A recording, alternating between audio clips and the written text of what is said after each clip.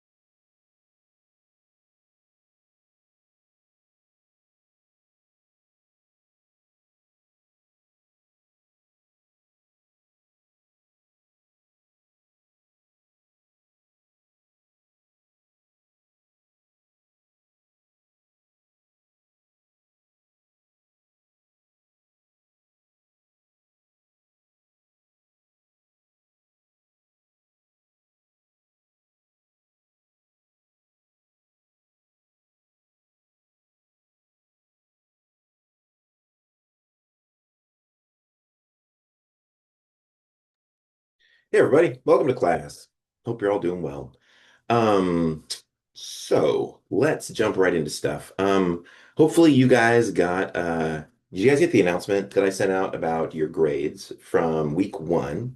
Good. I'm seeing some nods. Hopefully you guys got your feedback on your speeches there and some stuff. That unit's now done. Good job, everybody. If you have any questions though about it, or if any job interviews come up during this quarter and you want any more help from me from that, just let me know. And I'm very happy to like meet with you guys one-on-one to practice or talk or anything. But now we're into our storytelling unit. So storytelling is primal. It's something that all humans do, and it's something that makes us come alive too. You're gonna have some articles you're gonna read on Thursday and a video to watch that'll explain a lot more of the science of it. But tonight, I want to tackle the nuts and bolts of your next speech so that you guys know what to cover and what to do, how to do it. Watch some examples. So yeah, before we jump into all that, let's do a warm up. So tonight's warm up is storytelling. It looks like this. I have four options for you. So I want you to choose one of these to tell just as a story to your small group. It could be an accomplishment you're very proud of, a time when you experienced hardship or failure, your best childhood memory, or an event from your past that shaped the person you are today. Um, some of these sound like job interview questions, but remember, that's not what we're doing. Now we're telling stories. So just dig into it, tell your story. Some of you might be looking at this going, I don't know what to say at all from those. And if that's the case, that's pretty normal because I'm putting you on the spot. So I'm going to put this into chat and I am going to give you guys a couple of minutes to think in your, and then I'm going to put you in the small group. So think right now while I put this in chat. What will your story be?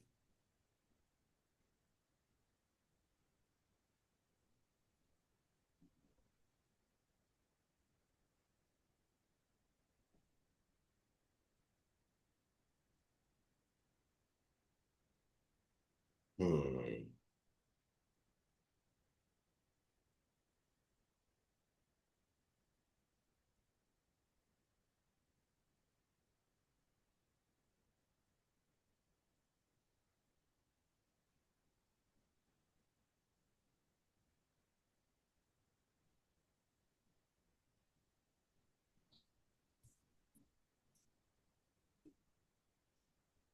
Andrew, I'm going to answer your question a little bit later, but good question. Thanks for asking. As far as this part goes, stories, you might still be like, I don't know what to tell, and that's okay. I'm going to put you in small groups. So in your small groups, I want you to start by wasting some time. There might be people in your group you haven't met yet, so take maybe about 5 minutes to say hello, who are you, what are you doing, what are you in school for, all that. And then I want you guys to start talking about this. So go around in your group and first share what story you might share, right? Like what you're just generally what you're going to go and make sure everybody in your group has a story to tell, and then have everybody tell their stories. Does that make sense? The real part is if somebody in your group is like, I don't know what to say, then help them. Look at these four, and before you get to the part where you're telling stories, look through this list and help each other out. There's probably people in this class who are like deer in headlights right now. Like, I don't know what to say. That's okay. It's pretty normal for being put on the spot with impromptu speaking. But you have help. So I want you to get help from your small group, come up with a story. It could be anything. It could be like, should I talk about when I broke my arm? Sure. All of those are great. And then share that story with your group. And then when you're done, yeah, I want everybody in the group to share. So when you're done with all that, just chit chat until I pull you back. But I want to make sure that everybody has a chance to do this. So I want this opening today to be a little longer. So we're going to go 20 minutes. So I'm going to pull you back at 6:30. Does that make sense? Awesome. All right. Here are your rooms. Good luck, everybody. Here you go.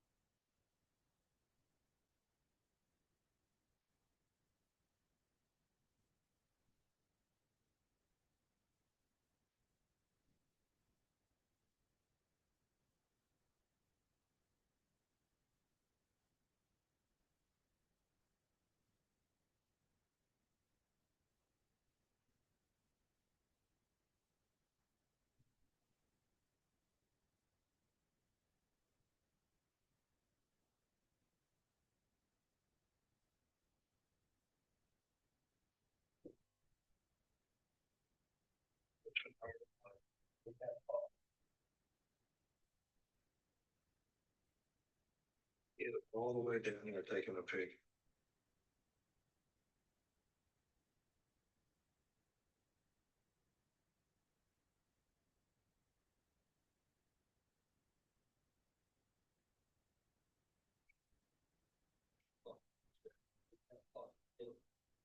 Put that wrong.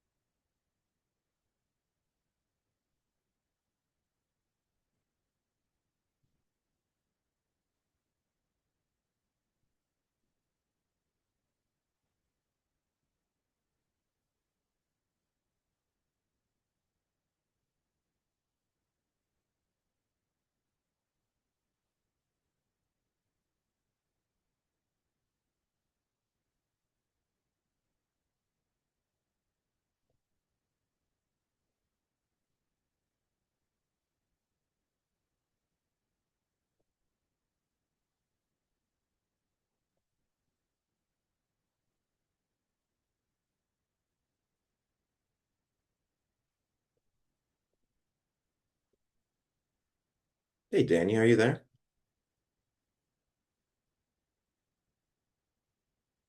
Hey, you're muted right now. Oh, okay. There Hey, we go. Hi. Sorry I'm late. it's okay. Everybody's about to come back from their, Okay. yeah, like I'm just closing the rooms now. Oh, okay.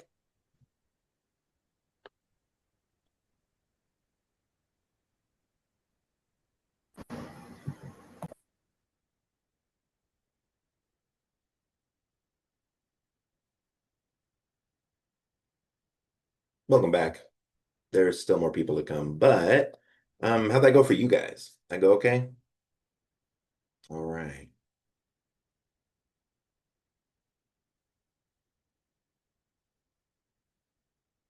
And Kurt, you can feel free to, if you need to turn your camera off or wander off or whatever tonight, feel free. Yeah. Thank you. I really do appreciate it. She already did a surprise visit, so we're so far one in. Nice. Yeah, no problem. Just take care of what you need to. That's okay. I really do appreciate it. Yeah, of course. Welcome back, everybody. Is this everybody? Let's look and see. It should be, it is. Yep. All righty. Hi, everybody. Welcome back.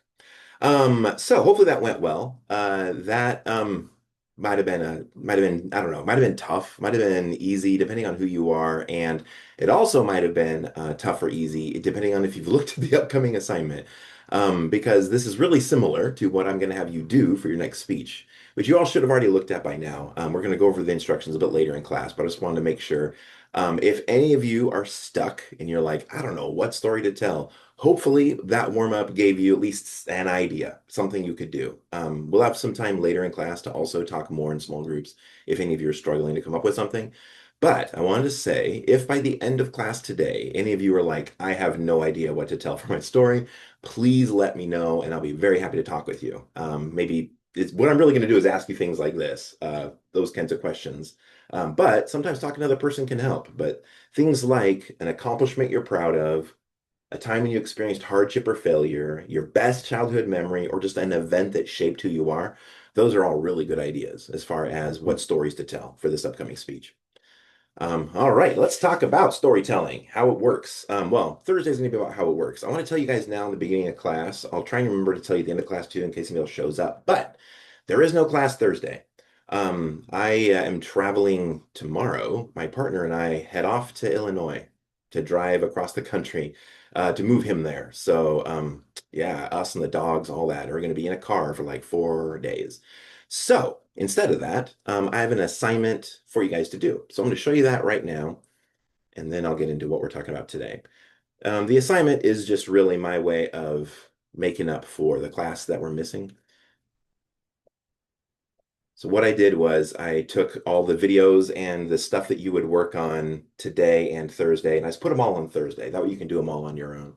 Let me show you what it looks like, though, what I'm talking about. Screen share overdue here. All right, so here is the class. On week 3, you have this assignment. It's new. It just got created today. So brain chemistry and looking good online. So I'm going to open up, show you guys what it's in there. 25 points. Could be 30. There's 5 extra credit points you can get. So there are three parts of it. First, actually, there's 4 parts. First, I have this beginning warm up where I want you to look at these questions, think about them, chew on them a little bit, and then read this article, Your Brain on Fiction. This article is all about how your brain reacts to stories, to storytelling. It's magic. And I say that a lot. Like if we were doing, normally I'd have you guys read this in class. We'd like all take a break and you'd read it and we'd come back and discuss it. But I just want you to think about that, the magic of storytelling. There's a lot that happens with it that's incredible. That's wild. Our brains are most definitely wired for storytelling. Either you believe we were created this way or we evolved. Either direction, we definitely are wired for stories. We react well to them. We light up our brains. Our brains have a hard time telling the difference between stories and reality, which is wild. So I want you to read that article and answer the questions that are there. And then the next thing, these 3 questions. And then the next is a video to watch, this TED Talk on the magical science of storytelling. So he is not going to talk about what happens exactly as far as brain chemistry and like how we react to story. He's going to talk specifically about dopamine, oxytocin, and endorphins. So I want you to watch that video. He's going to talk about how to intentionally create a chemical reaction in your audience. It sounds crazy to think about it that way, but that's really what we're doing. Storytelling at all releases dopamine in your audience's brain. So you need to know that that's happening and what to do with it. You also need to know about oxytocin and endorphins because those are also going to be released depending on the type of story you tell. At the end of his video, my questions don't mention this, but in his video, he talks about chemicals you don't want your audience to have. And that's also really valuable, like ways to avoid engendering the wrong chemicals. It's a fun video. I think he's pretty brilliant. And then the last thing here is completely different. It changes gears from brain chemistry. And in this last one, I have a video for you to watch. This is a short lecture, about half an hour, on how to look good on camera, like how to set your camera whenever you're like, you guys are remote here. And then I have one more question for that, put them all together. And if you comment, it's 5 extra credit points. If you don't comment, that's okay. There's no penalty for it. So if you comment on 3 people, they'll give you 5 more points. But that's really important. So that's going to be discussing how to set up your camera intentionally, how to frame your background, how to make what people see look like what you want it to look like, and some faux pas to avoid. Things like there's a lot. Watch the video. I'm not going to do it right now. It's long, but it's your class for Thursday. So those 3 things, that whole assignment takes is replacing Thursday's class. So that whole thing is due by midnight Thursday. Just heads up. It's not due Sunday. It's midnight Thursday. It's replacing that class. If you just didn't even bother and you waited until Thursday night, and then when 6 o'clock rolled around, you went, I'm going to do this assignment now. There's enough time to do it. So the videos and all the stuff, the readings shouldn't take more than 3 hours. So you could either do it early, feel free, or you could wait until then, whatever works for you. But that's replacing class. If you have any questions about any of that, though, definitely let me know, because it's important stuff. It's stuff that really has to do with your stories that you're going to tell. All right, so now let's talk about storytelling from a different direction. So this next assignment, you're going to tell a story, and you're going to be graded largely on how engaging your story is, right? So we're going to look at the rubric in a minute, but the main things that you're going to be graded on are things like, are you using what are called vocalics and kinesics? Those make your story engaging. So I want to talk with you guys about that a little bit, what those are, how those work today. So the first thing I want you to do, I'm going to put you into the same small groups you started with. And in that small group, I want you guys to discuss and come up with a number for this question. How many ways can you change the meaning of the phrase, I love you, by changing the tone, pitch, volume, rhythm, or pace? So if you're looking at that going, what do you mean? Like, I'll give you a completely different example. I'm Steve Cave. I'm Steve Cave. I am Steve Cave. I'm Steve Cave. Those were four different sentences. They all use the same words, but different things were communicated, right? I'm Steve Cave. Well, I don't want to go into and explain all of them to you. I want you guys to do this with the phrase I love you now. How many meanings can you get? And can any of you come up with a way to make the phrase I love you mean the exact opposite? Can you make I love you mean I hate you? Purely by the tone, pitch, volume, rhythm, and pace. These are called vocalics. Can you do that? Let's come see it. In your small groups, I want you to come up with how many you have, count them, and when we come back, we'll see who has the most. This is only going to be about 5 minutes. So here are your rooms, and I'll call you back. It's the same ones you were in before. I'll call you back in about 5 minutes. So go ahead and have a discussion. Enjoy. Oh, and Danya, you need a room. Let's put you over here. There you go.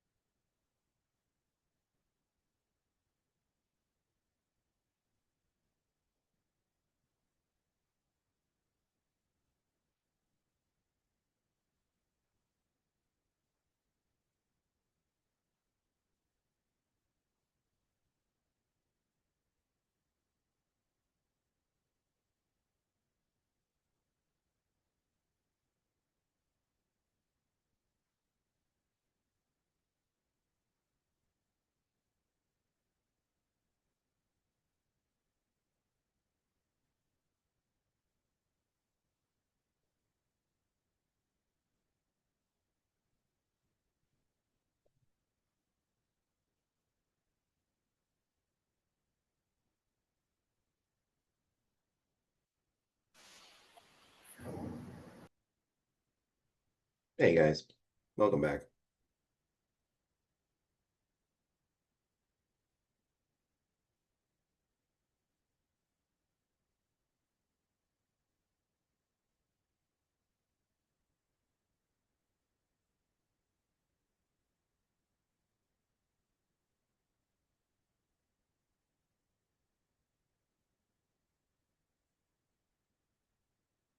There's still one room talking. Just a second. 15 They seconds. have a lot to say. I know, right?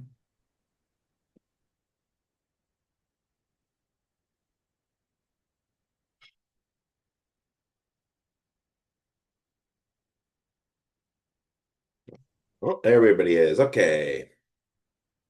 Welcome back, everybody. So, I am curious. Group one, how many did you come up with? Who's group one? I just realized I have no idea who's in what group. Group one was Anastasia, Andrew, Justin, and Rosie. If I did the math right, we got about like 16.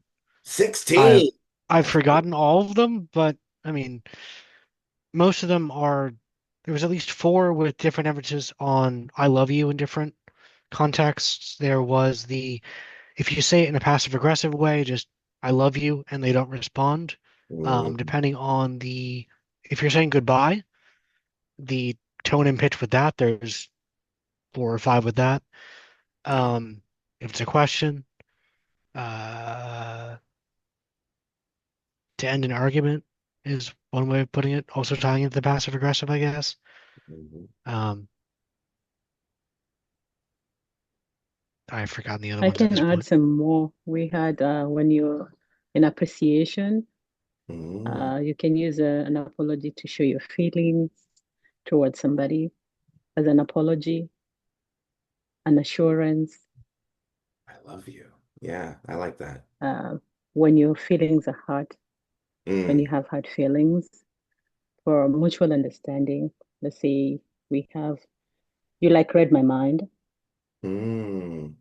Yeah. Nice. Then, yeah, I think Andrew say the rest. So 16 is a good amount. That's a lot. Did any other groups come up with more?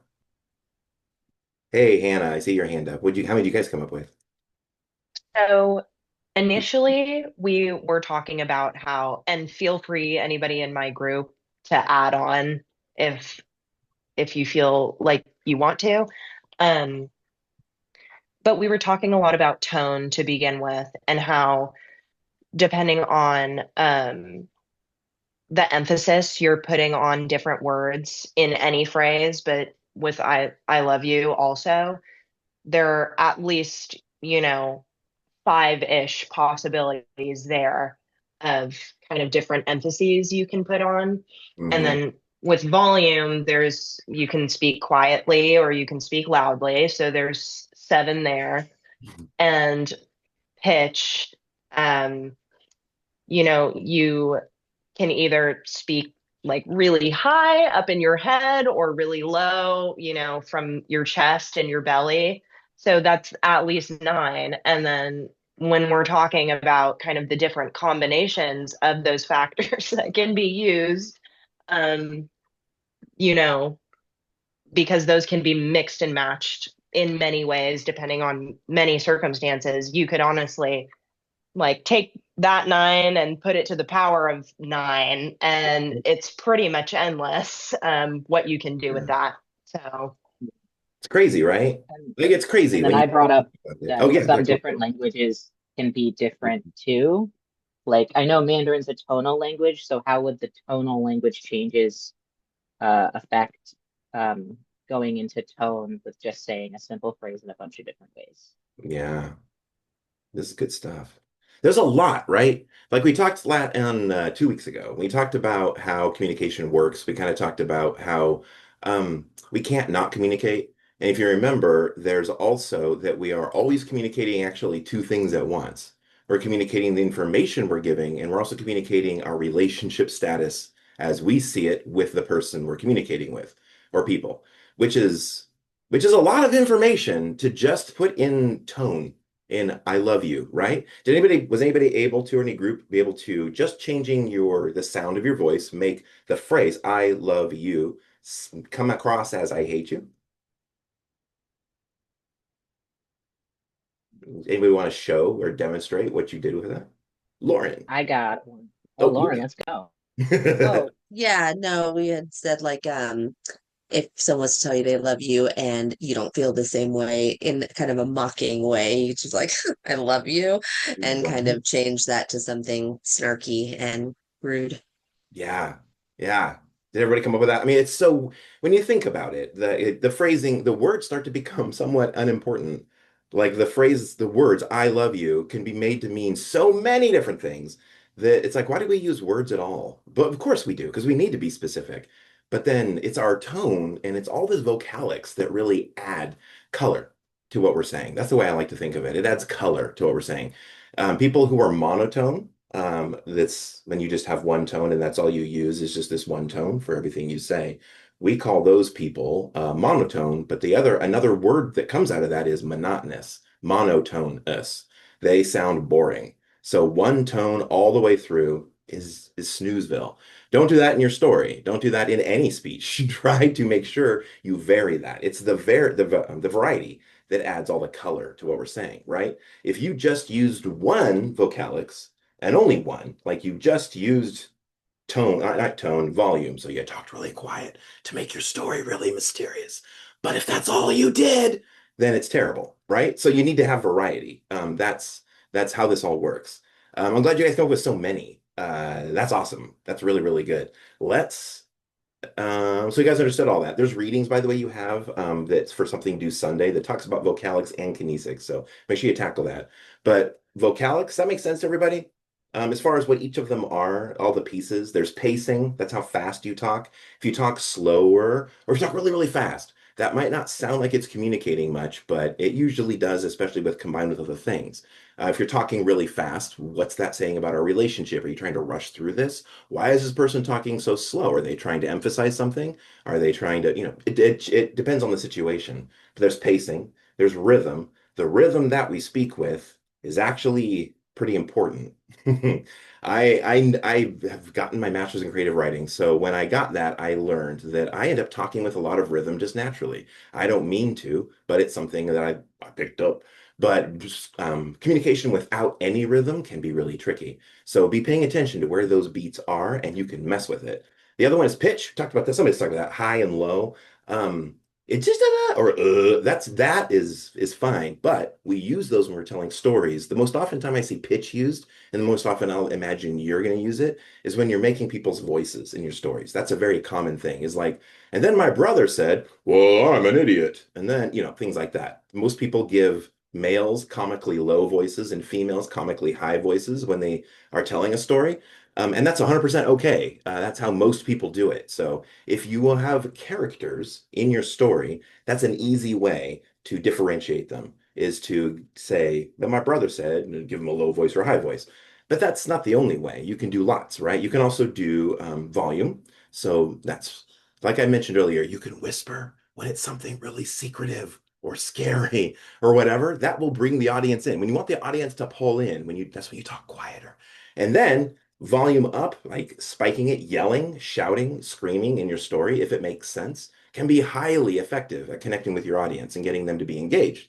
So use it. If your story shouldn't just have one volume from start to finish, you probably should have some variety in there, right? So that's something and then tone. The last one, the word tone. Tone is a catch-all term. It kind of means all of the things I just said combined into one. It kind of doesn't. It really means the emotional investment that you add to your words through the sounds that you change as you speak them. Well, that kind of wraps all of this into tone, right? In fact, the psychologist that we're going to be studying in a couple of minutes, he said he didn't even talk about vocalics, but he said tone is everything. But that was the 1970s. Today we say tone is just one of five vocalics, but they're all work together, and it's really hard to piece one apart. You probably are already an expert in this. You probably already are really good at investing what you say with the correct emotion, especially because you've been getting along with people your whole life. So because we're always communicating the information and our relationship, you are probably expert at this. But the trick is transferring that to a story that you're going to tell to a group of people that you don't know. That's probably not the experience you have. So you just want to apply that same thing you already do already. You already know about vocalics. You're going to study it. You're going to read what I have for the assignment due Sunday. You're going to learn more, but this is already something you know. You're already expert at it. So good job. Being a human, you're probably already here. Just make sure that you use it in your speech. You want to have 3 obvious times where you use vocalics. And the important thing here is I need to notice it, and it needs to be something that I thought was obvious. It doesn't work if after your speech, when I give you your grade, if I say, hey, I saw 2 moments where you used vocalics, but the rest was pretty monotone. If you're like, no, go back and look at my speech at minute 3, I'm not going to do that. It's up to my opinion whether or not you had 3. So a way to cover your butt is to have 4 or 5. Just have your whole story be packed with vocalics from beginning to end, like I teach my class. You can do that, right? You just don't go monotone. That's the thing. I don't want you to go monotone. But if you want to make sure you get those points, then in your manuscript, I'm going to show you later about how you mark it up. But in your manuscript, you want to intentionally say, okay, I'm going to scream here. Okay, here I'm going to whisper. Here I'm going to talk really, really fast because it's an exciting moment. Here I'm going to slow it down because it's a really sad moment. And this is when I'm telling you about, my mom died last year. She did. And so this is what I'm going to tell you about that. I'm going to slow it down, maybe even bring my tone lower. So that's the kind of things you're going to want to intentionally add to your story. You might, if you're already a dramatic storyteller to begin with, do this automatically. And if that's your case, you got a leg up on everybody. But if you don't, you're going to need to make sure that you do it intentionally. So that part makes sense? Vocalics. All right. Well, let's talk about this then. Boop, boop, boop. I got another question for you guys. And this one is, how many ways can you change the meaning of I love you? By changing your facial expressions or gestures. And that's it. Let's talk about that together as a class instead of in small groups. What kind of gestures? I'm seeing some. What could you do? How could you say I love you, but with your expression and your gestures, change the meaning? I see Anastasia. Sort of like a dishonest one where you've got gritted teeth, like if your parents are like, all right, now make up with your brother that you were fighting with. I love you. That's so good. Yes, that's so good. So much was communicated, right? I think what was communicated was, I hate you and our relationship is terrible. Like, which is perfect. That's exactly it, right? I love you.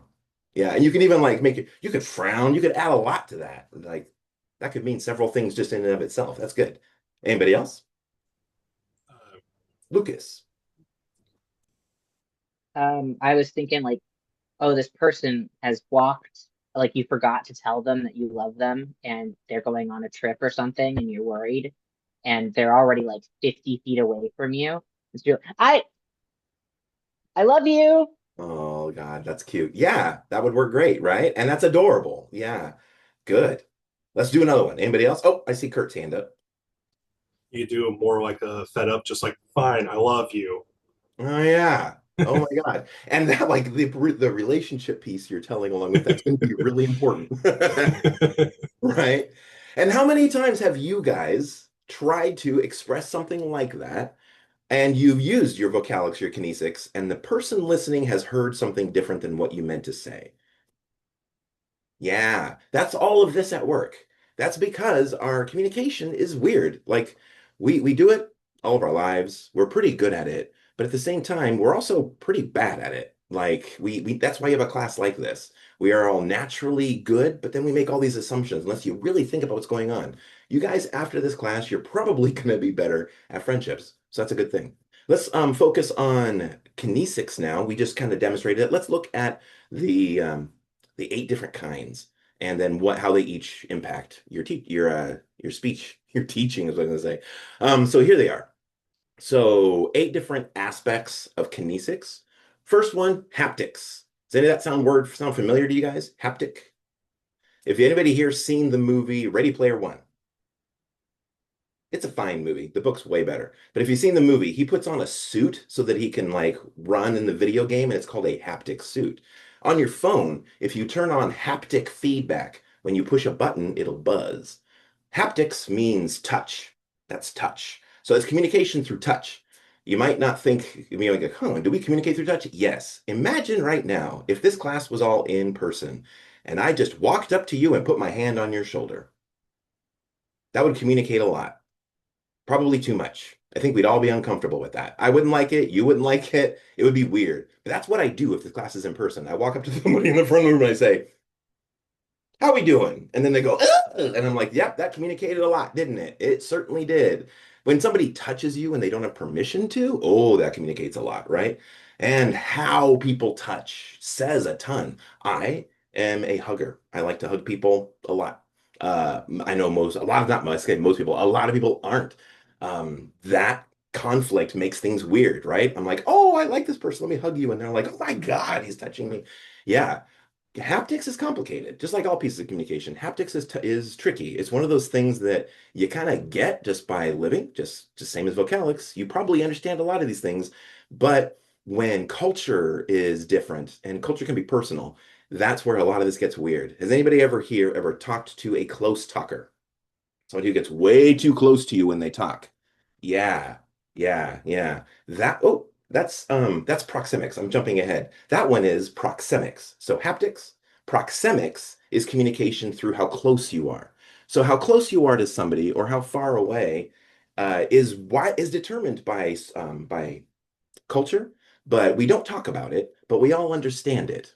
It's one of those things. In America, people like to give each other about 3 to 4 feet of space. They want to be away from each other, but that's not the same in every culture. I have met a lot of people from Southeast Asia who seem to talk a lot closer, and that's just a cultural thing. But it communicates something. So with proxemics, like especially if this was in class, how far away I am from you guys is stating I am the teacher, right? It's saying, hey, I'm the teacher. I'm in front of the class. I'm up here. When we're all remote like this, it's all different. But think about how proxemics works with your family and friends, right? You have some friends who are probably you don't like to get close to, some of you do. Some people who you don't want to have touch you, and some that you want to have touch you. Some people who, yeah, this is a big deal. When I told you I'm a hugger, when I took back when I was in college, I took a little like a personality quiz that labeled me as somebody who likes physical touch. It was the love languages, if you guys ever know what that is, but it labeled me as somebody who I like physical touch and closeness.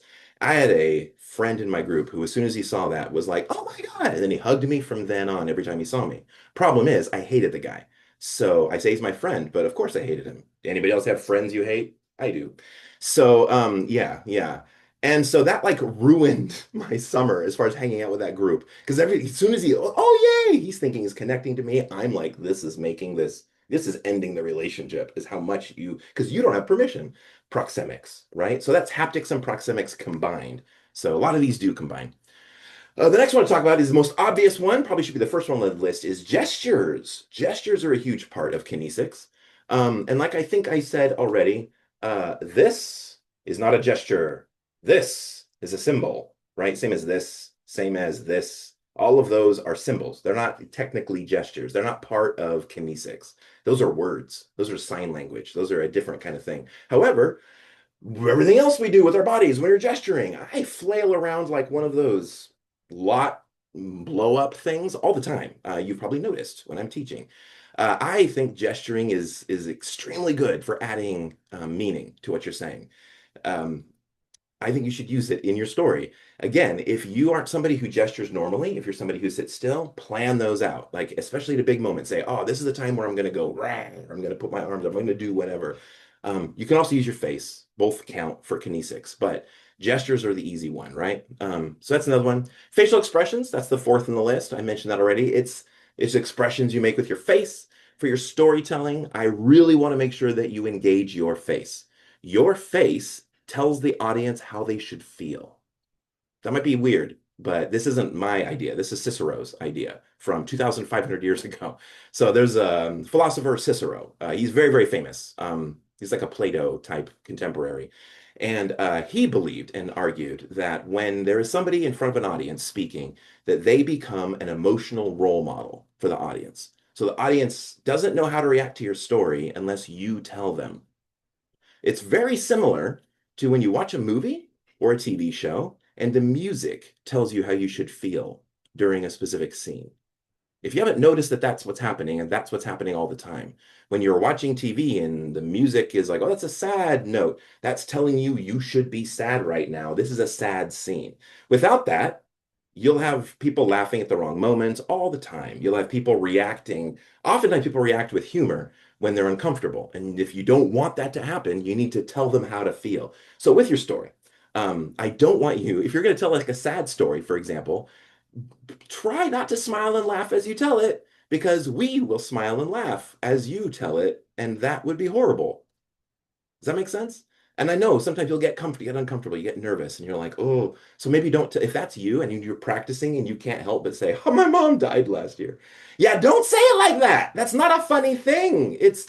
That's your nerves telling the audience it's a good time to laugh, and that will hurt your feelings. So be thinking about that. You are emotionally modeling how the audience should feel. That's really why I want you to move your face a lot. When you're talking about something sad, show us sadness, show us excitement, break your face free. If you aren't somebody who normally does a lot of facial expressions, you're gonna have to practice in front of a mirror. You're gonna have to be like, oh, okay, and exaggerate them bigger than they should be as you practice so that when you actually perform, they come out right. Make sense? All right, we're halfway through. The next one is body language. I hate this term, as does any communications professor, because it's not a language. But we use that term as a culture, so let's talk about it. Body language are the gestures you use that communicate specific things. That's all. They're not symbols. They're not this or this or this. They're none of those. It's all gestures add to what you're doing. And they become body language. The difference between a gesture and body language is implying your whole body, like jumping up and down, doing like for example, when somebody wins at a race. I think we talked about this in a video recently, but doing this, woo, is pretty natural for humans all over the planet. When they win something, when they're excited, that's body language. That's like everybody sees me going like this and goes, that guy probably won something. He probably did well at something. So that's the difference between body language and gestures, hopefully, but they're really similar. Use both. You probably won't get a chance to use much body language unless you stand when you perform. Which one of the examples that we're going to watch tonight is a student who stood when she told her story, and she did it intentionally so that she could use body language. So most of you, if you're sitting in your chair, you'll just be using gestures, but be thinking about that. Standing up and giving your speech is a really good idea, if that's what you want to do, but it's a good experience. Appearance is the next one. Yeah, this one is how you look. I hate that this is important. I hate that this communicates as much as it does, but it does. It communicates a ton. So that's how you look, just how you look. What's it communicating? It's something you have a lot of power over, but at the same time have no power over. One of those things. So as far as for your speech, don't worry about it. You guys are going to show up and you're going to do great just as you are. But there's one thing you can do. This speech, I will give you 5 extra credit points if you dress up for it. So whatever that means is up to you. Normally, I'm imagining dressing up in a way that adds to your story. Last quarter, though, I had a guy show up in an incredibly cool Deadpool costume. And it was like a full, yeah, he spent money on it. Deadpool costume. It had nothing to do with the story, but I was like, well, I said if you dress up, you get points. And I'm fine with that. So dress up in some way, but it has to be obvious enough. If you're just wearing a shirt that says, something, I might not, there's a good chance I'm not going to see it. So it just needs to be dressed up enough. But that's Does something that you can use your, yes, somebody's talking. does like the tuxedo t-shirt, does that work? As long as we all see it. Yeah. That's probably the cheapest way to do it. Yeah. But yeah, whatever you guys want to do. But dressing up is a good idea for 5 points. And that's true, by the way, for the rest of our speeches. So for every speech from now on, if you dress up, I'll give you points. The reason behind that is normally, so back in the day when I took my speech classes and I got my degree and all that, like people were harsh, harsher. Professors were harsher. It was like I was required to wear a tie for every performance that I did when I got my communications degree and did all that. Um, I came out of that though really angry that I was forced to do that because I was a poor kid in college and I had to spend a lot of my money on that stupid tie. And I've never used it since. And I'm 51 and I'm a professor and I have not worn that tie ever again. So I'm not going to tell you you need to dress up and I'm not going to tell you you need to dress up in a specific way. I'm just going to say, try it out.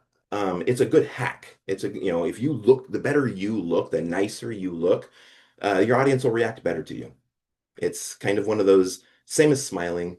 I'm never going to tell you to smile. I'm never going to grade you down for not smiling. But if you do, it adds to your speech. If you dress up, it adds to your speech. Many of you dressed up last week for your interviews.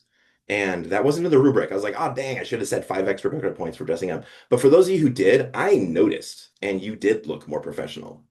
It's true. It's just how it works. So that's appearance. Eye contact is the 7th one, and that's obvious. Eye contact is how you haptically touch people without touching them, right? Is your eyes. You make contact with theirs, look at them. Eye contact is extraordinarily important as far as how you connect with your audience. You need to use it to connect with your audience.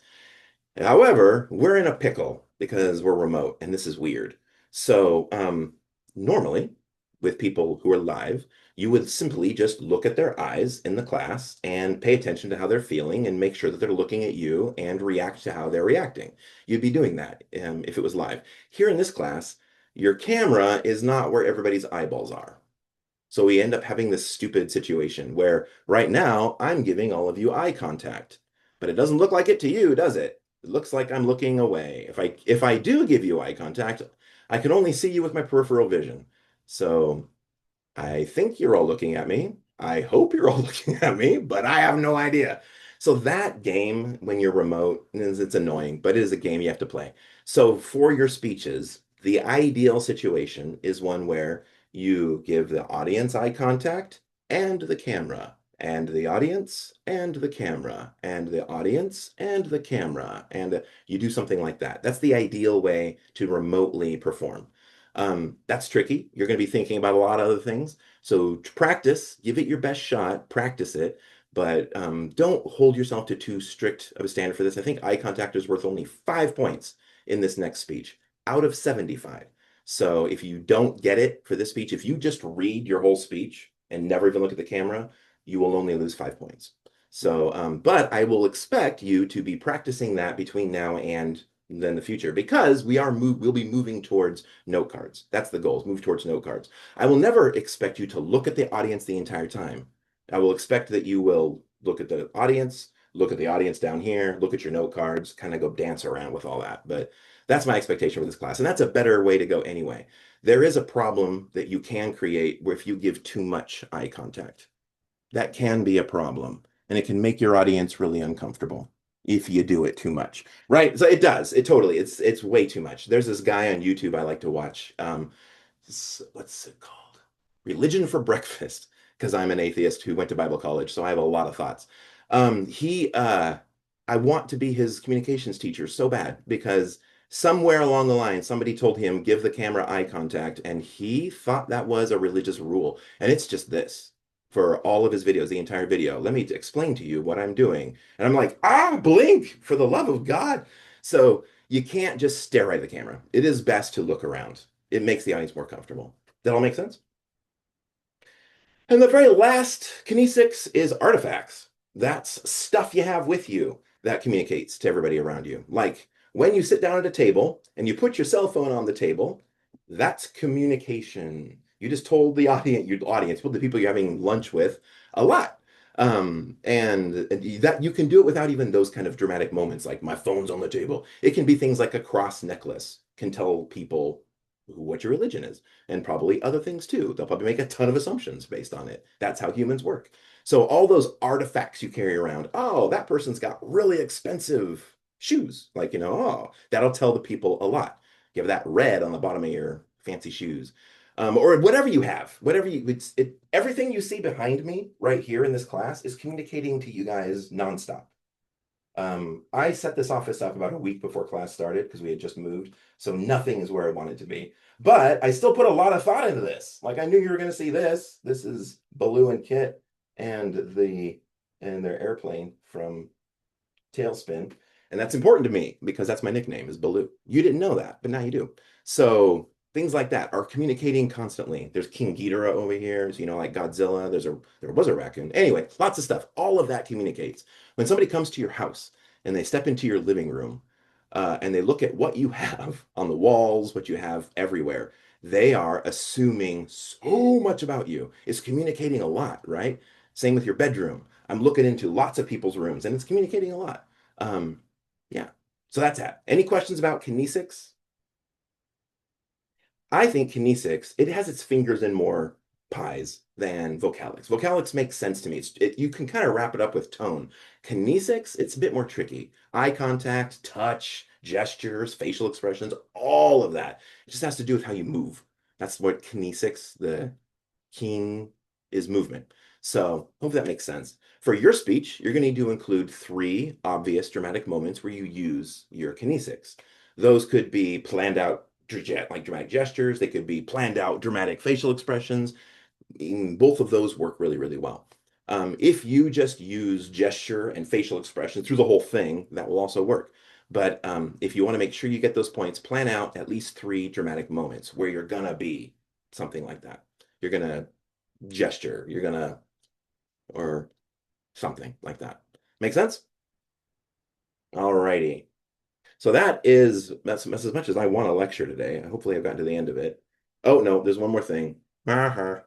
So all of this that we're talking about today comes from, I'll show me, Professor Maribin. He's from, unfortunately, 1970s. Like I said, we're all using late, old studies, but he pioneered work in the field of nonverbal communication, mainly body language. He's a guy who liked that term. But what his studies were mostly focused in like and dislike. What makes people like you versus dislike you? Is it the words you say? Is it the gestures or what? And what he came up with was this split. The actual words spoken are only 7% of the meaning. He said body language is 55% and tone is 38.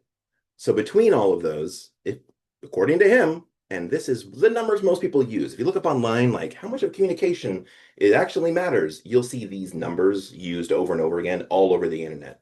I think we need better numbers because personally, I think this all falls apart if you consider watching a movie with subtitles.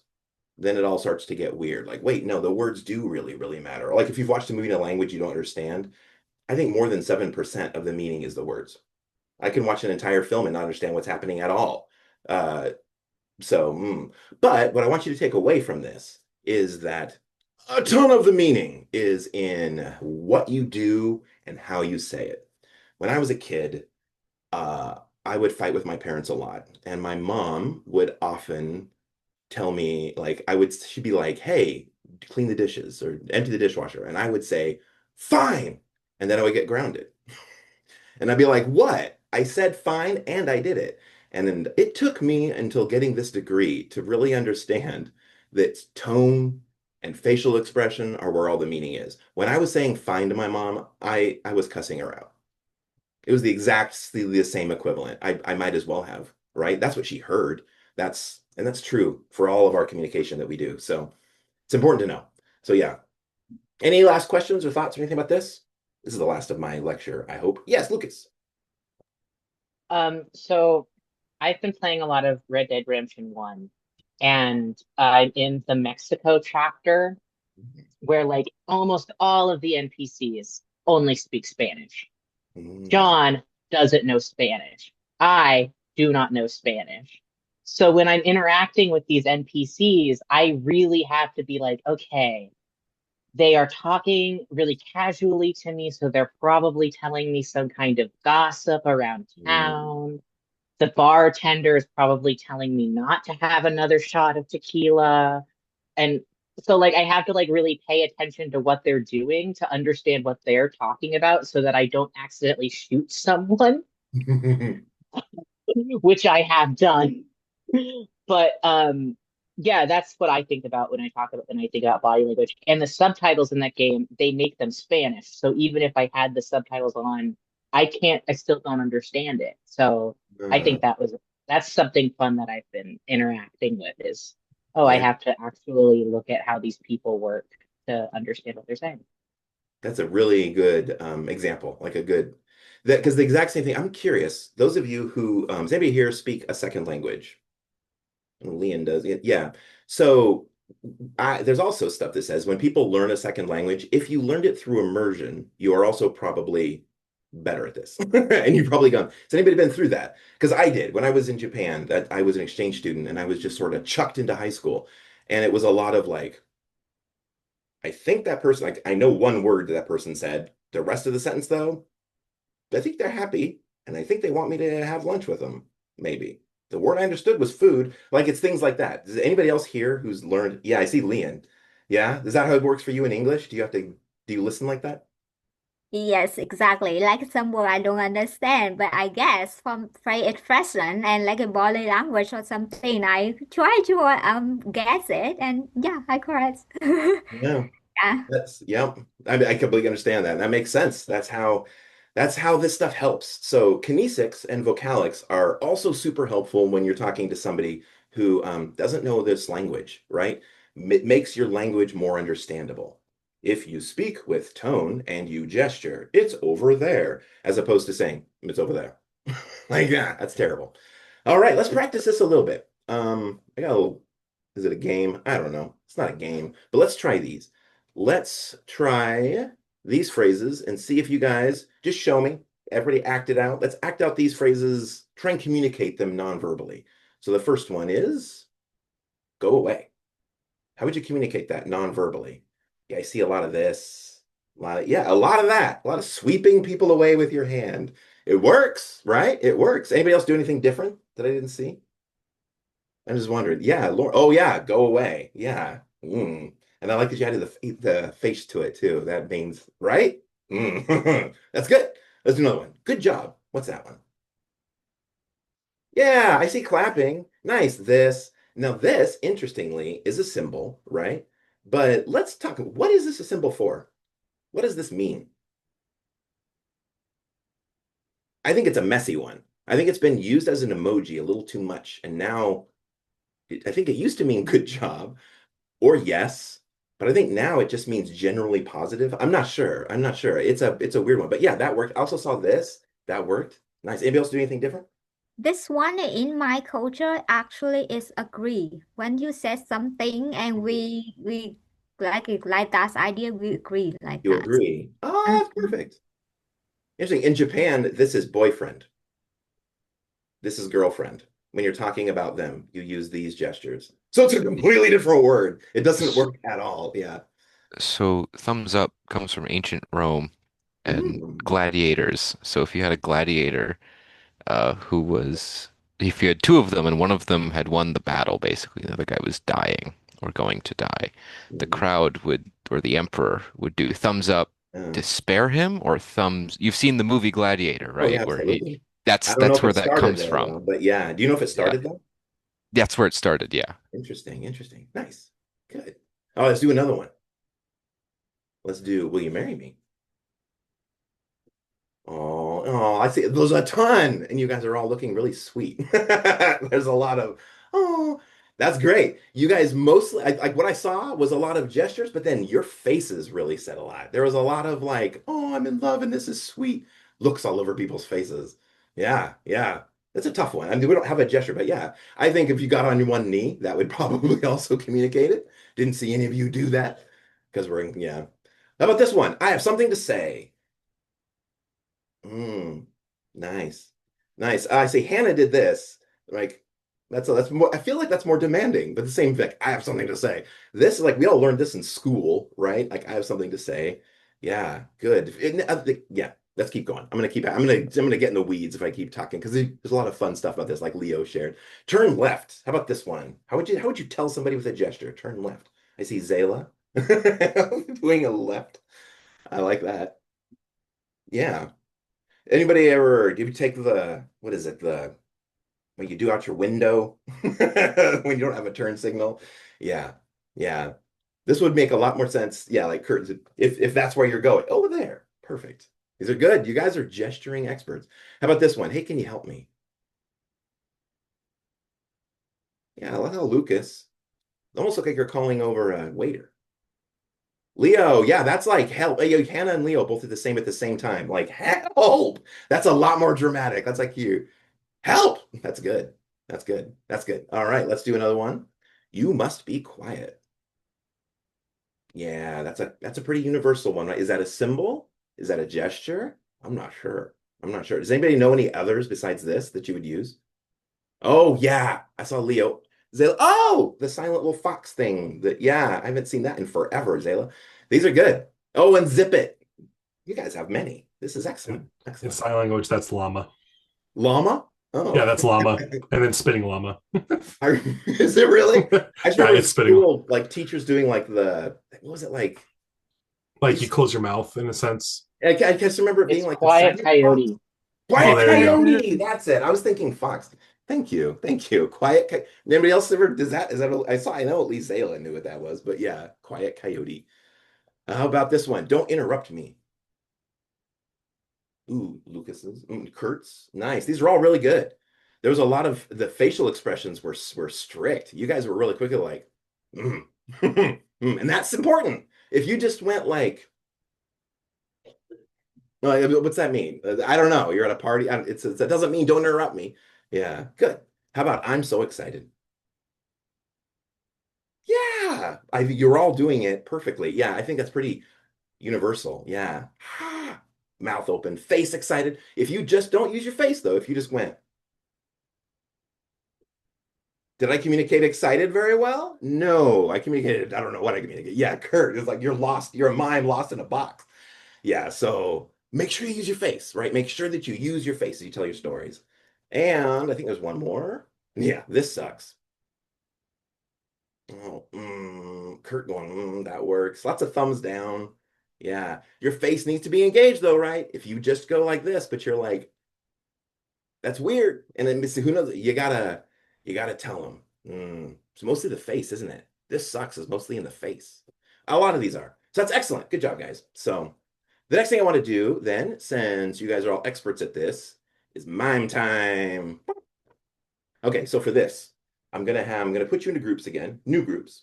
There'll be 4 people per group, or at least around 4 people per group. When it is before the thing starts, let me get rid of this. Before this starts, I'm gonna want you to go over. You're gonna get a number in your team, and then I want you to go over to the class and grab the packet that matches you. So I'm gonna show you what I'm talking about. So I'm gonna put you in groups. You'll be numbered in your groups 1 through 4. And then here, whatever number you are, I want you to come to week 3 and download the MIME doc. That's your number, right? So if you're 1, get 1. If you're 2, get 2, 3, 3, 4, 4. Each of these are just a bunch of things to do to act out, but they're separate. So in your group, you won't be repeating. Then I want you guys to play charades. So has anybody here ever played charades? Does anybody here not know how to play charades? Yeah, Rosie. Yeah. So you'll just be acting out you'll take turns, and on your turn, pick one of your words, act it out, but don't use sound. Just act it out. You can use gestures, you can use your face, and try and get your team to guess it, and then it's the next person's turn. And try and do all of them. I don't think you'll get through them all, but I will keep going until I call you back. I want this to be a good amount of practice. So you guys are going to be in your groups for yeah, I was gonna say 20 minutes. I think that's a good amount. If your group gets done with all of your words, feel free to take a break, but only if you get through all of your words. You shouldn't. You shouldn't get through them all. Maybe you will. I don't know. But I want you guys to have some good practice with this. Any questions about this will work? Sweet. Let's recreate rooms. All right. So everybody but room 5 will only have 3 people. So every other room has 4. Here you go. I'll be here if you have any questions.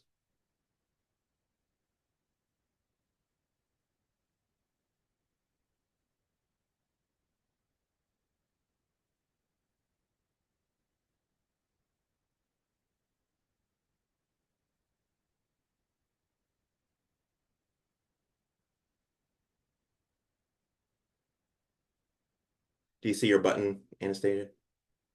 Oh, I think you're gone. Oh, nope, you're here. I had said room 4. Well, there you go. It worked. Someone just left the club. Hmm.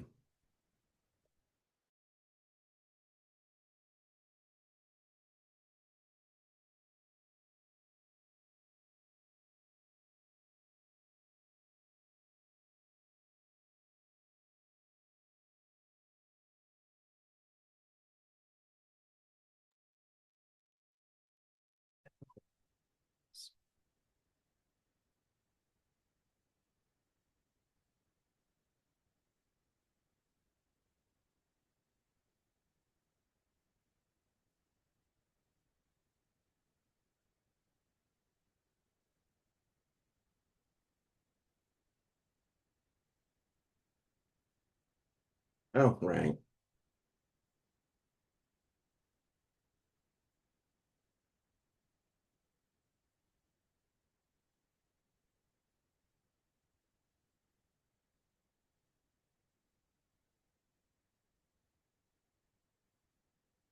Oh, okay.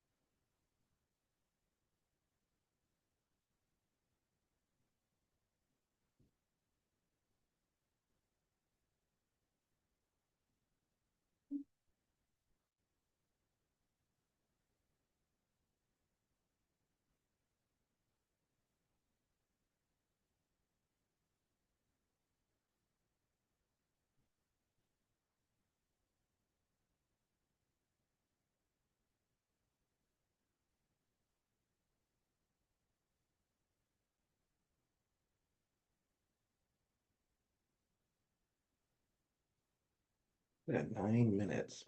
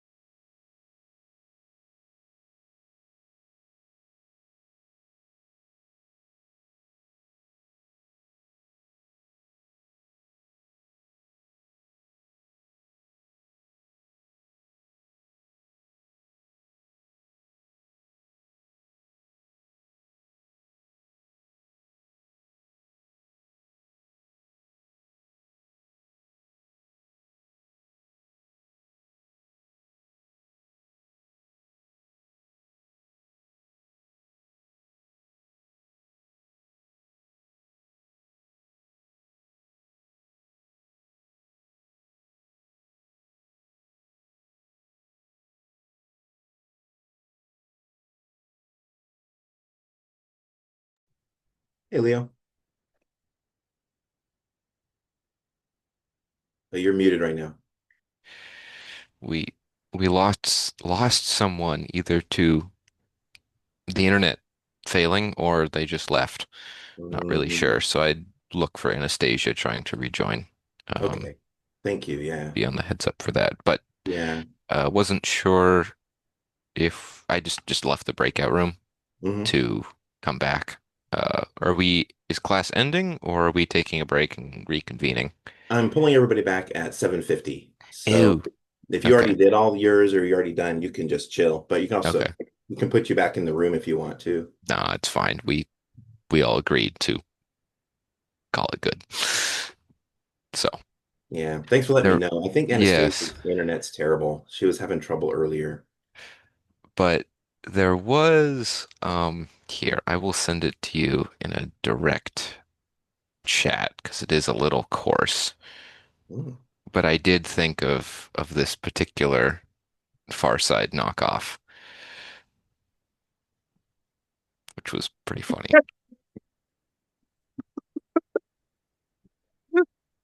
That's really good. Yeah, I That looks really Far Side style. it I does. like It's that. not though. Yeah, it's somebody else. That was funny. Good job. I I hope you appreciate my judgment in not sharing it with everybody. I do. Yeah, I do. Yeah. But that's really funny. Oh, and okay, yeah, never mind. I was gonna say you had messaged me about kinematics, but never mind. We already talked Yeah, about that. I just thought that was, it is what it is. Yeah, it's interesting. Uh, your group got all the way through all yours, right? I'm sorry? Did your group get through everything? We got through most of our charade Okay, or charades, I think. so I could end it now, and probably most groups are done. Yeah, I would assume so. But if we're just gonna reconvene at 7:50, people are gonna sort themselves out, in my experience. that makes sense. So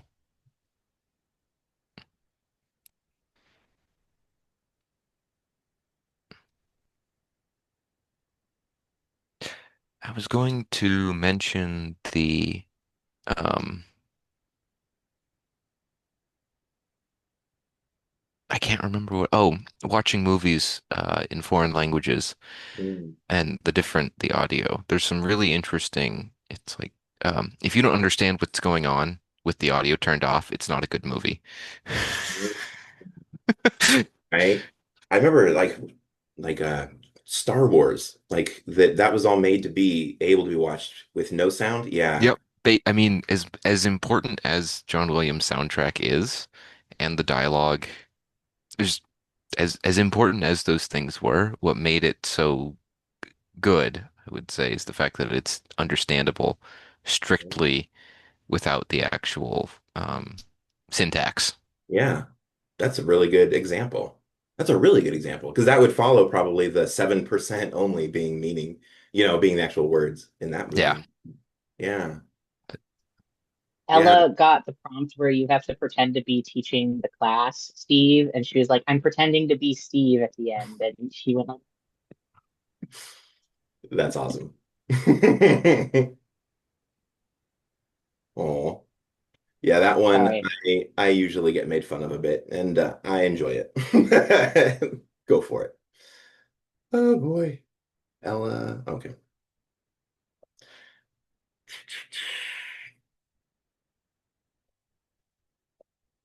Everybody should be coming back soon.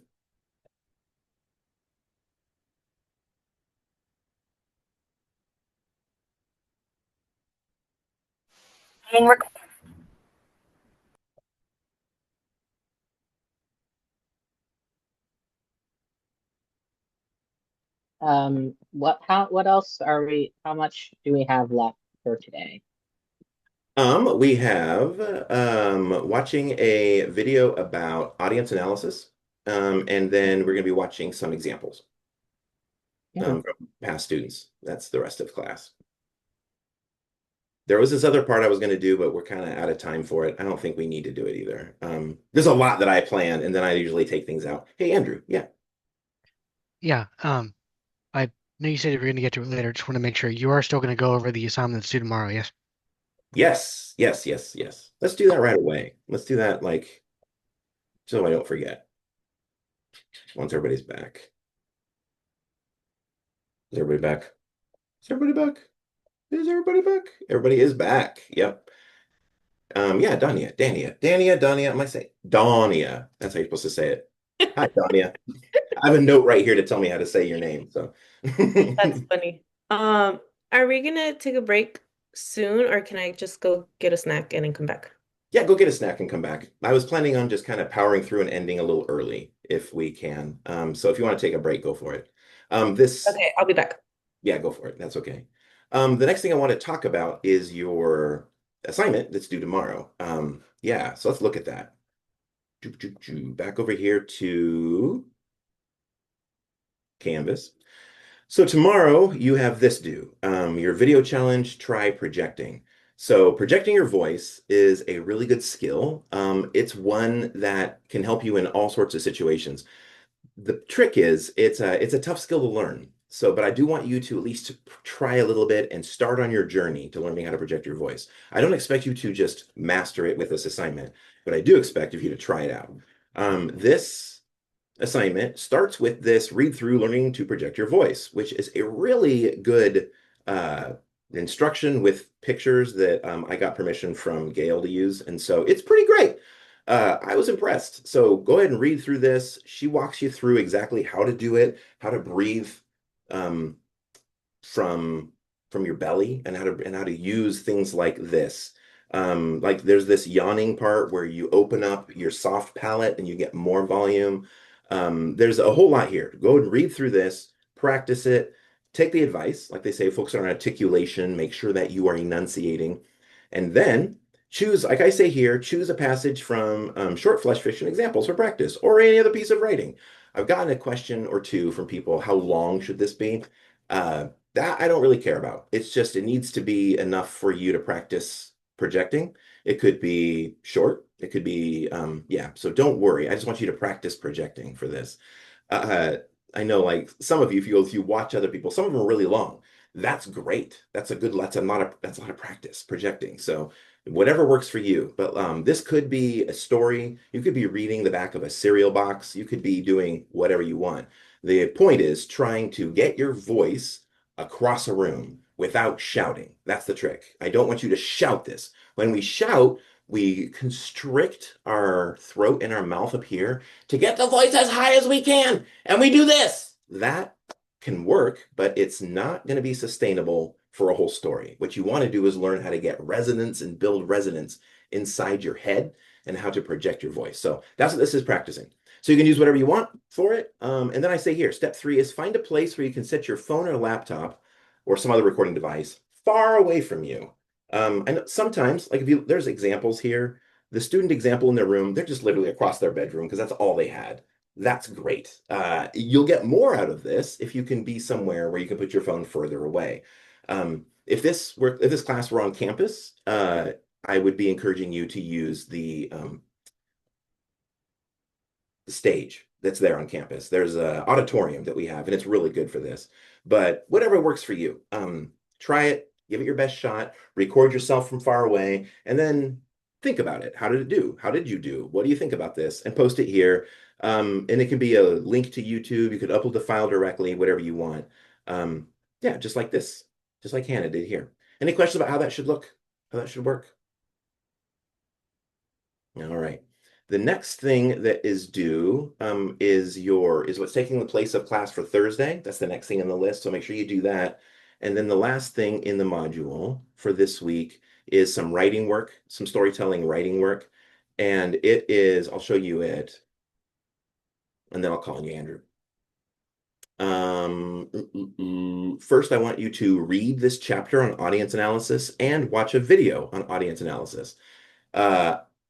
Do both. If you don't need to read the chapter in depth, this should say read/skim. I don't mind if you skim it. I just want you to get the information about why it's important to analyze your audience.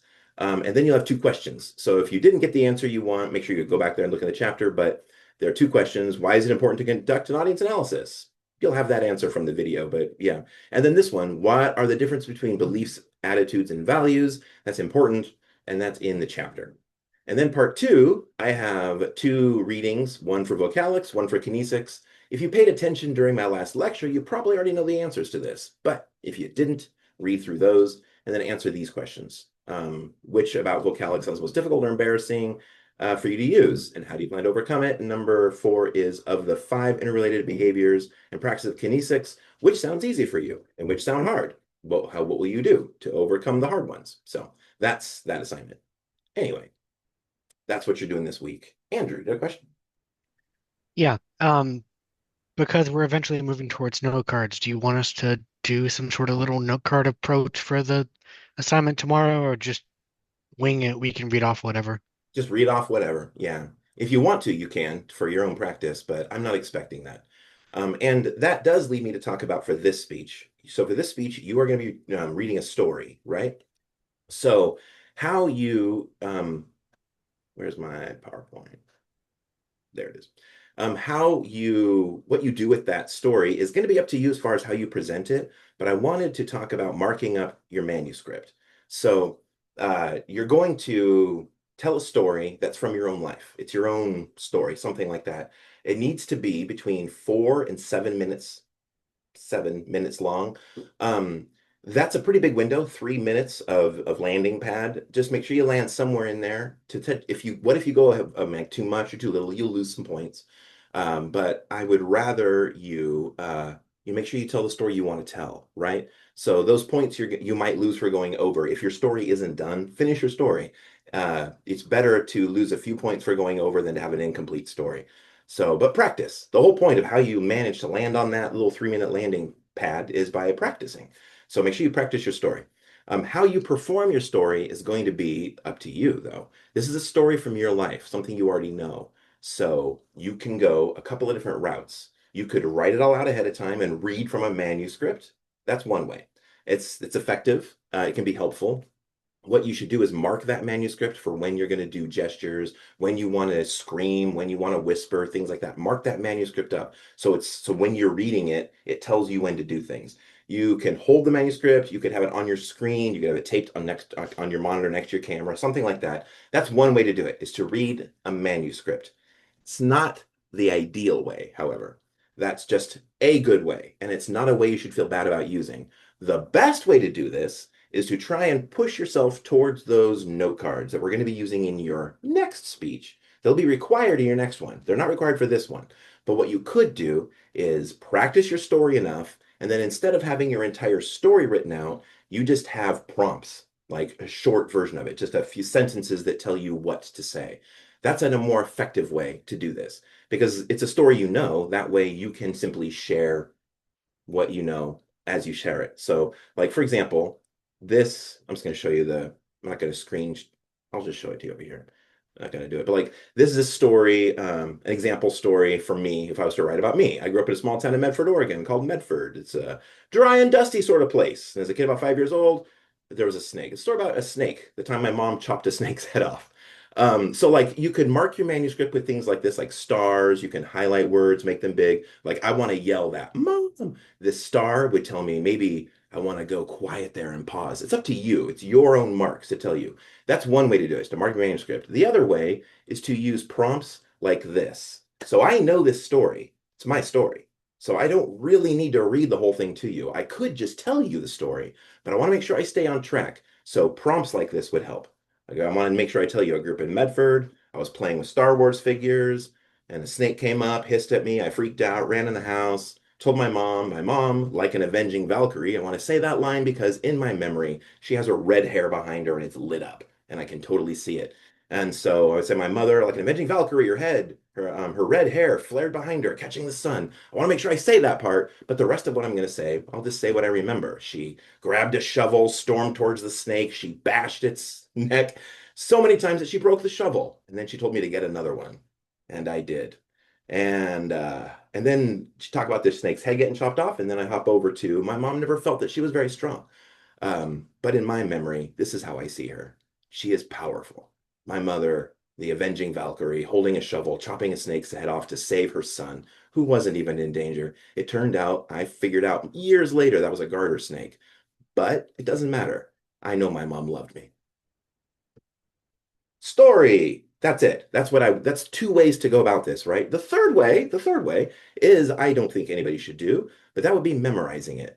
I don't think you should do that. But if you want to do that, go for it. This is a class all about practice and all about pushing yourself and stretching yourself and figuring out how you do this and how you can do this. So if you're somebody else to memorize your story, also okay. But I highly recommend at least having notes to keep you on track, because there's such a good chance you will have it memorized and then get in front of the class, and then your brain goes and goes pure white, and then you're like, I was going to tell you a story about something. So notes are good. Hopefully that makes sense about how to do that. Does this part make sense? Any questions about this part?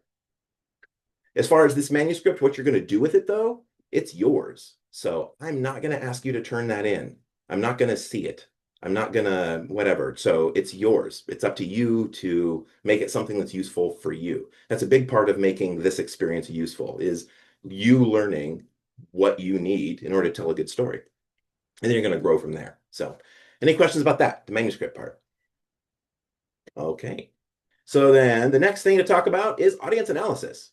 So you're going to read a chapter about audience analysis, and I have this video, which I could actually, if you guys are I think you guys are getting tired. I could not watch the video now and it could all be homework.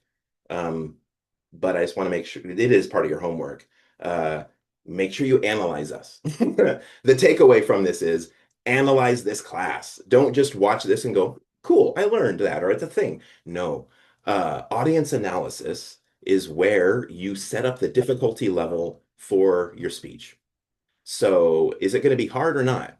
Well, that depends on how the audience reacts to you. So if you're telling a story and you're like, oh, I'm going to tell the story about the time that I caught the neighbor's cat and drown it. So then you're off telling your story. La, la, la, this is the time I killed a cat, my neighbor's cat. The audience is very likely going to hate you as you tell that story and going to make it clear with their kinesics, as they should. They should be a lot of, what? And then that makes your story very hard to tell. So I gave an example of something ridiculous, the time I killed my neighbor's cat. But there are plenty of other things. If you look at this group of people and you think, what would make this audience go?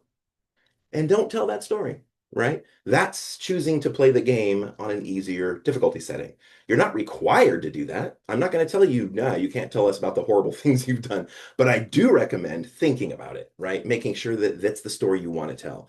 Like I say in the instructions for this speech, when the audience is laughing, it's wonderful. When they're laughing with you, when they're laughing at you, it's the worst feeling in the world. So make sure that you think about this group and that you think about how this class is probably going to react, and then plan a story that works well with that. Make sure that you on it. Like this class has a lot of people who are studying death and dying. Think about that. This class has a lot of people who are Americans. Think about that. This class has a lot of people who are probably liberal, left-leaning, because that's our school. Think about that. Think about all that, and then tell the story you want to tell. If you want to instead set your difficulty to hard and you want to tell a story you think we're all going to hate you for hearing, go for it. It'll still be a good learning experience. So that's what audience analysis is for. Make sure that you think about us and how we're going to react. Anyway, enjoy your homework on that. If you have any questions, let me know. So the last thing I want to do is look at some examples. I think this is where stuff gets really valuable when you actually see other students succeeding. So these examples, want to make sure you guys know, I will not use your speech as a future example unless you give me permission. So if you're watching these going, oh my God, is this going to be me? Only if you say yes. So don't worry. But hopefully it will be, because I need more good examples. I only have 4, and these are good, but I just got them all last quarter. I would love to have some of you guys added to the pile. So this first one that I want to watch, this student, some of you might even know her. Her name's Amy. She's been going to school there for a while. This is the second time she actually took my class. Not because she failed it the first time, but because she didn't like her grade. I think she got a D. Ooh. So she took it again, and then she did really, really well. So let's watch her. Oop, that's not it. That didn't work. Oh my God, where'd my PowerPoint go? I have too much going on, folks. Okay, here we go. Did that work? There we go. Okay, I'm going to share. So as we watch this, what I want you to be doing, I want you to be thinking about what you can steal, also thinking about what she did that was especially good, so that you can be like, oh, I can do that, because you can. What did she do especially good? But also, is there anywhere in here where she could have improved? Because every speech can be improved, everything. It always can be. So there's always, even though this is a speech I think was really good, let's talk about how it could be improved too. So I want you to be analyzing as you watch. This is the first time we're doing this, analyzing speeches together. This will do a lot during this quarter, and then you have an assignment at the end where I have you pick a couple of YouTube videos that you analyze. So make sure that you jump into this. You're going to need to have this skill. It's part of the takeaway for this class. Here we go.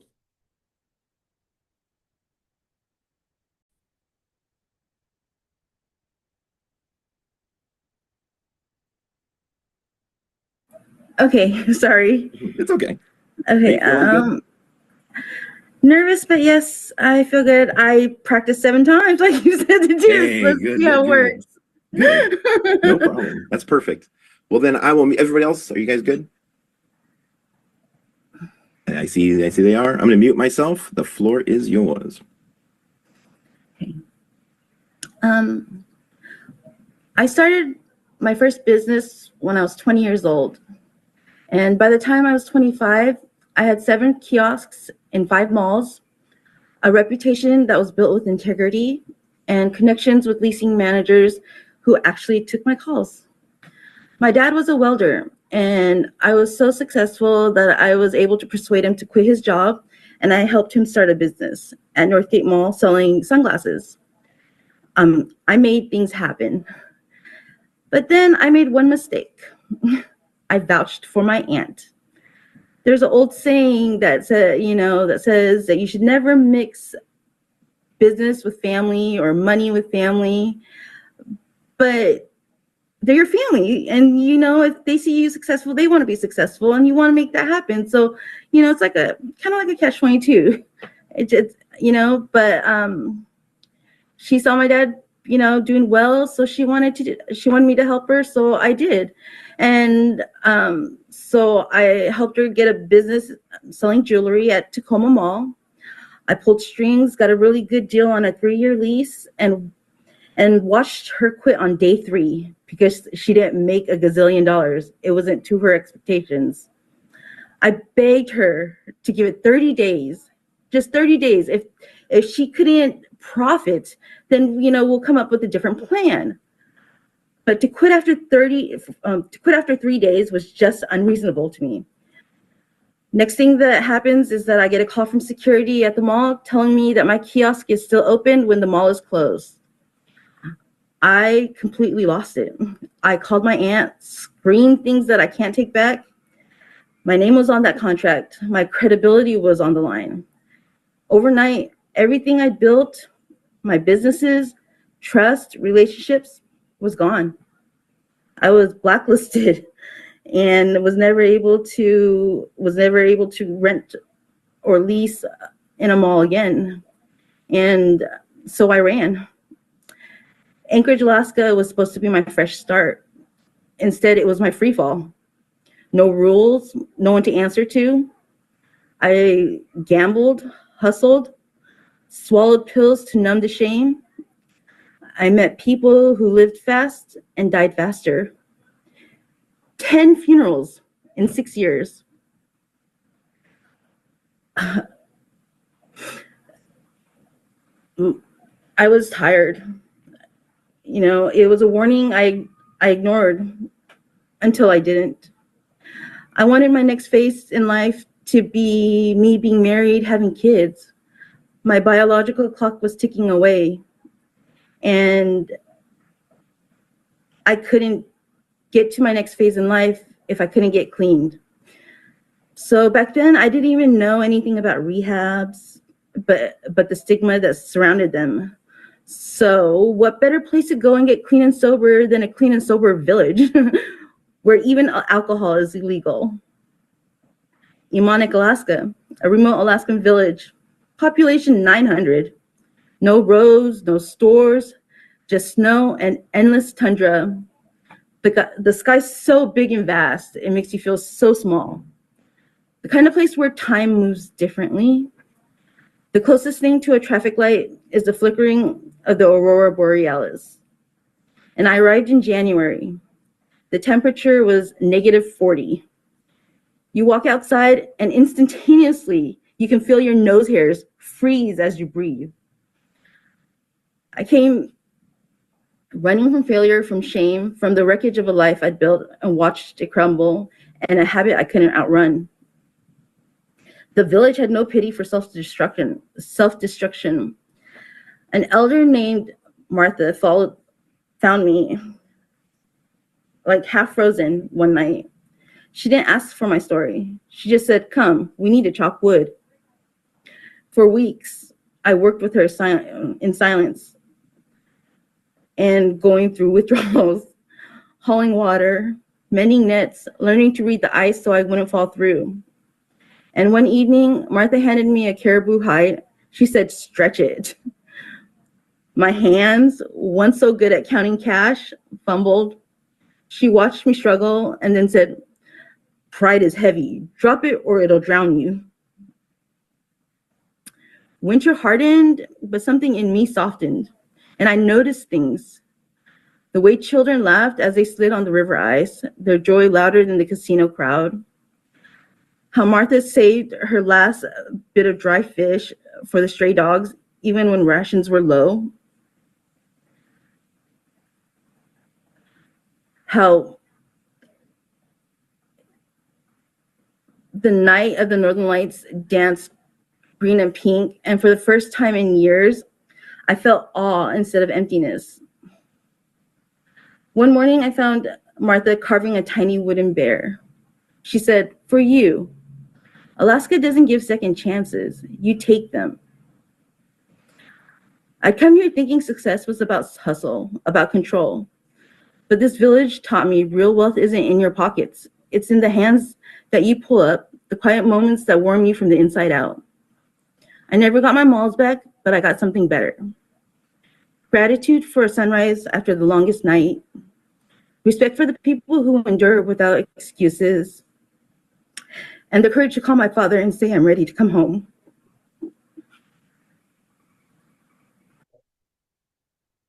So, how was that?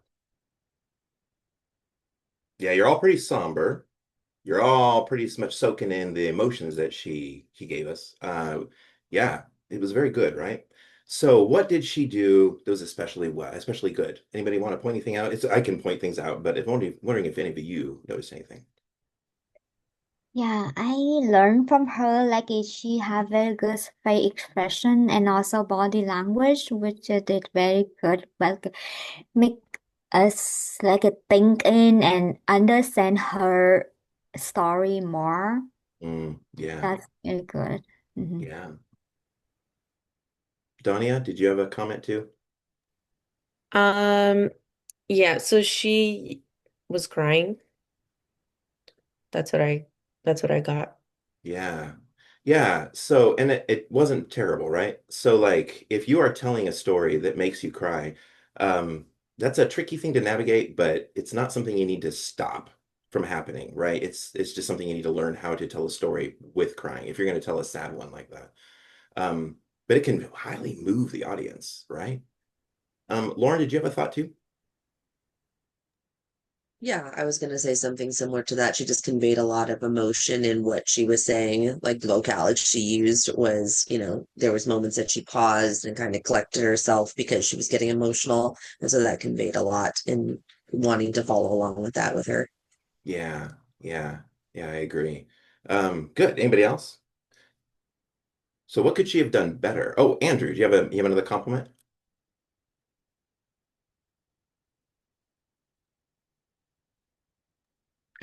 Yeah. Uh, Small thing I noticed, but the descriptions she gave were really vivid. I could Mhm. easily picture what she said. That Yeah. definitely helps. So having that vivid imagery is definitely an important thing. I'm not sure what if that fits under any of the specific categories, but it's Yeah. definitely a bonus. Yes. So in the article that I'm going to have you guys read, the your brain on fiction, it's going to talk specifically about that. It's going to talk about how vivid language is really important in storytelling. Our brains, just a preview from that article, but our brains, when they hear or read a story told vividly, have a really bad time telling the difference between that and reality. And so like if you just hear a really good story told really vividly, it can transport people. That's where the magic happens. It can make people forget who they are and have an experience that they never could have had and never can have, but their brain says they did have it. This is amazing when you think about how far this can go. Like that humans love stories, and it's through stories that we learn empathy. It's through stories that's how we grow as people. And but they have to be good. Like the article is going to say, it has to be well written. It has to have vivid language. Watching or reading something that's meh is just meh. And that's why it's important. It's important to read and consume high quality media. I like garbage too. I love it. But it always is important to make sure that you also add to your diet some of that high quality stuff. Yeah, yeah. And it's wild. So no, glad you pointed that out. That vivid language. Please use that in your stories. Try to make sure that you are painting a picture in our minds as much as you can. And it will change how much we see your story, how much we experience it. Yeah. So what could she have done better? Amy, what did she do that was like, I know you're like, ooh, I don't want to say anything bad, but she's not here. It's okay.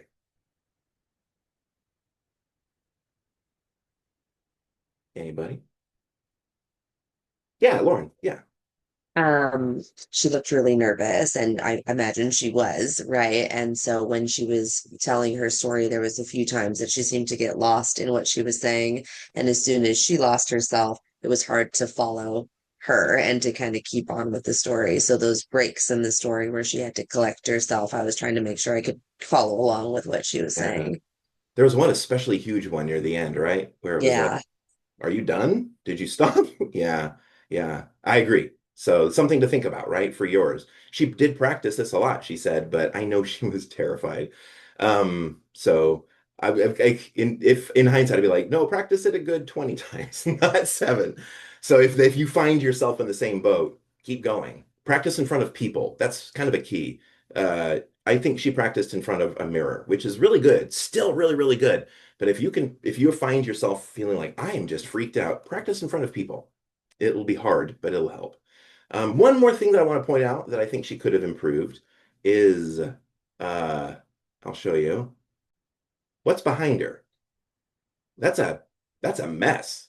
Her house is a disaster, right? Like, I get it. She has several kids now. Her story is she wanted to have kids. She has them. And now she's trying to go to college and her house looks like that. I've seen it many times. It's just like oh, children live here and you're in college and you're a single mom. Oh my God.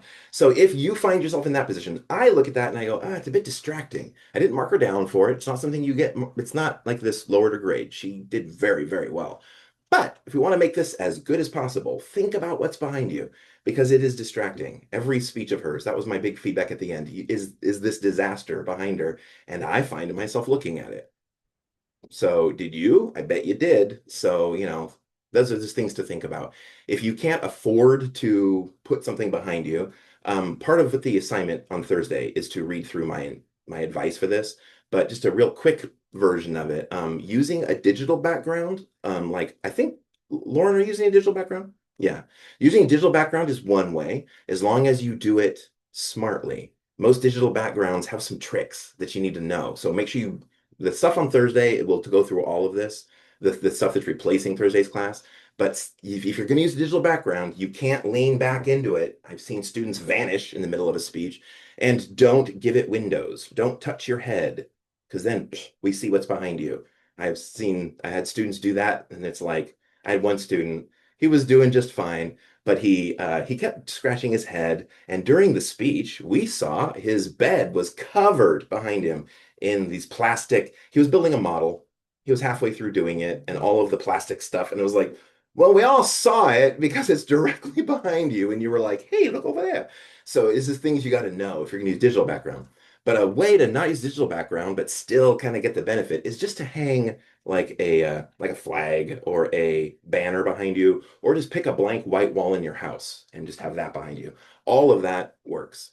So yeah, I think that's the main thing she should have improved was but she's also watching her kids and there's all that. So it's not something I want to grade her down on. Let's look at, it's 8:20. Let's look at one more and analyze it. If I can find them.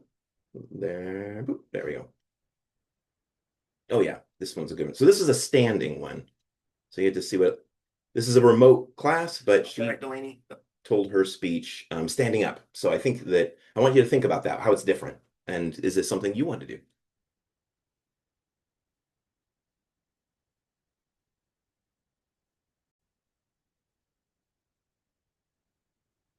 The floor is yours. All right, let me get my timer going. Okay, so I don't know if you guys have ever seen the early 2000s rom-coms where they're just like egregiously silly, but also like kind of weirdly romantic. I'm going to tell you about the time in my life that I had a 2000s romantic rom-com movie moment. So back when I was 17, I was being scouted to go to Cornish College of the Arts for dance. And that is where I met my first boyfriend, James. And he was there for the same reason, but he was a musician. Now, this was before the Cornish high-rise dorm building was built, if you guys know what I'm talking about. It was like an older dorm room. Everything was monotone brown. The paint's peeling off the walls. You're a little bit scared to touch the carpet, and the building was about to be condemned. But as I walk in, it's like everything went dark and there was a spotlight on this boy. He looked weirdly like Brendan Urie from Panic at the Disco, which as an emo kid, I was like, that's all I need. So I didn't even say hi. I just walked up. I said, do you know who you look like? And without saying a word, he said, or without adding any additional comments, he said, who? I told him Brendan Urie. With the most arrogant half smile, he gets up, walks over to the piano, starts singing and playing Miss Jackson by Panic at the Disco. I was done. We could all go home at that point. Bing, bang, boom. That was going to be my boyfriend. So fast forward, we dated for about a year. And towards the end of that year, my mom had met him. And my mom had said she had never seen more chemistry between two people in her life. But what I didn't know at the time is she did not mean that as a good thing. So fast forward to the night that we broke up. He was at Cornish at this point. He was a year ahead of me. I was a senior in high school. So he was in Seattle. I was in Vancouver, Washington, which is about 2.5 hours away. So I take a bus up there and it's about 9 o'clock. I get there. I'm so excited. And for context, I was wearing a mini skirt and like a tube top and barely a jacket. And this is October. So I get out and I call him. I'm here. I'm so excited. Where are you? He's not picking up, but he's not always that great with his phone. So I was like, it'll be fine. So I plug it into my GPS to go to the dorms and I start walking. I get aggressively lost, so lost. And so eventually after an hour, I had managed to loop back to the bus station.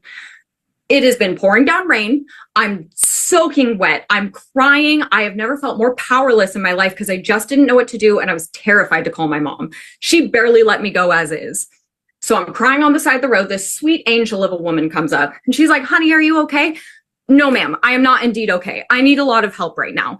And so she pulls me into the lobby of her apartment building. She gives me chocolate. She shows me pictures of her cats and she helps me download and order an Uber to get to the dorms. She walks me out to the Uber and she tells this Uber driver, I want you to make sure that this girl gets into the dorms. That woman is a lifesaver and I forever am thankful to her. So we get to the dorms. It's about 11 o'clock at this point. I looked like a drowned rat. I'm wearing all black makeup. It's all down my face. It's not good. He had eventually picked up at one point, but only to tell me to figure it out. And that he was at a concert. He's having a good time at a concert. You'll figure it out. Okay. So I'm waiting outside these dorm rooms. It's still pouring down rain. And he finally saunters up and barely acknowledges me. Doesn't even look in my direction. And I was like, okay, I'm a ghost now. So we walk into the dorm rooms. I am literally so wet. I'm leaving squelching footprints through the dorm. We get in the elevator. We go up 17 floors. And he is immediately pulled into a dorm room with half naked girls dancing all over him, hanging all over him. And there's me in the corner. Okay. I couldn't even believe the situation I was in. So I was like, hey, James, can you step out in the hallway with me for a minute? So he steps out and I immediately bust into like, how could you do this? Why would you do this? Do you know how scared I was? You had no idea. Now I'm going to put a disclaimer here. I don't condone violence, but the devil made me do it. That's all I'm going to say. So as I'm walking away, he goes, I don't understand why you're so upset. So full round, punched him in the face.